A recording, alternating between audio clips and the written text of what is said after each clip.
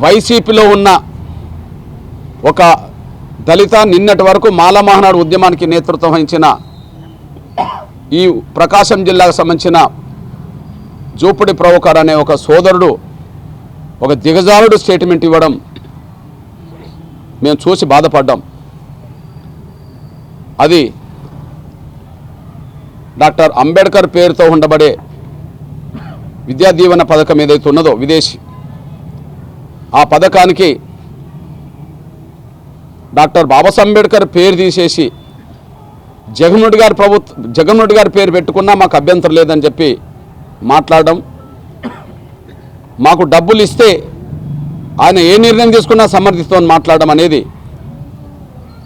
వారిలో పెరిగిన దిగజారుడుతనానికి ఒక నిదర్శనం. ఆయన ఉద్యోగం చేసినా, అంతకుముందు ఆయన చదువుకున్నా, లేదా రాజకీయంగా కొంత ఎదిగినా అది డాక్టర్ బాబాసాహెబ్ అంబేద్కర్ చలవ మాత్రమే. డాక్టర్ బాబాసాహెబ్ అంబేద్కర్ చలవ మాత్రమే. నిత్యం ఆయన నోటి నుండి వచ్చేది కూడా డాక్టర్ బాబాసాహెబ్ అంబేద్కర్ పేరే. అంతకుముందు ఆయన లేకపోతే దళిత జీవితాల్లో వెలుగు లేదు, చీకట్లలో ఉండేవాళ్ళం. అట్లాంటి మహానీయుడి పేరుతో అంబేద్కర్ విదేశీ విద్యా నిధి పథకం అనేది వస్తే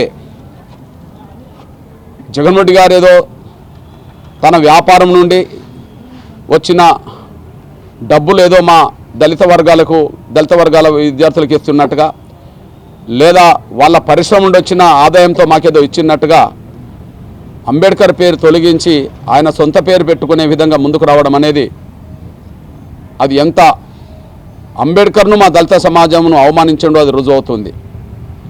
ఇట్లాంటి పరిస్థితుల్లో ఆయన పేరు తీసేసినా మంచిదే, జగన్మోహన్ రెడ్డి గారి పేరు పెట్టుకున్నా మంచిదే, మాకు డబ్బులు ఇస్తే మాకు చాలు అనే పద్ధతిలో ఈ జూపుడి ప్రవోకర్ అనే సోదరుడు మాట్లాడడం అనేది ఆయన దిగజారుడు తనానికి అది పతాక స్థాయికి చేరినట్టుగా కనిపిస్తున్నది.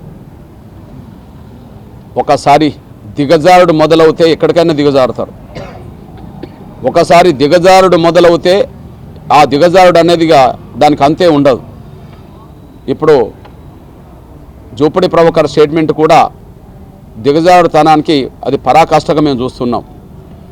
డాక్టర్ బాబాసాహెబ్ అంబేద్కర్ పేరే మా గౌరవం, డాక్టర్ బాబాసాహెబ్ అంబేద్కర్ పేరే మా గుర్తింపు, డాక్టర్ బాబాసాహెబ్ అంబేద్కర్ పేరే మా అస్తిత్వం.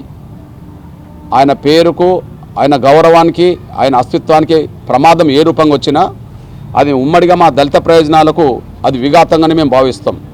దానికి జగన్మోహన్ రెడ్డి గారు చేసినా, లేదా జగన్మోహన్ రెడ్డి గారికి వత్తాసు పలికే ఇట్లాంటి దళారులు చేసినా మాలాంటి వాళ్ళం ఎవరు సహించమనే విషయం కూడా మేము స్పష్టం చేస్తున్నాం.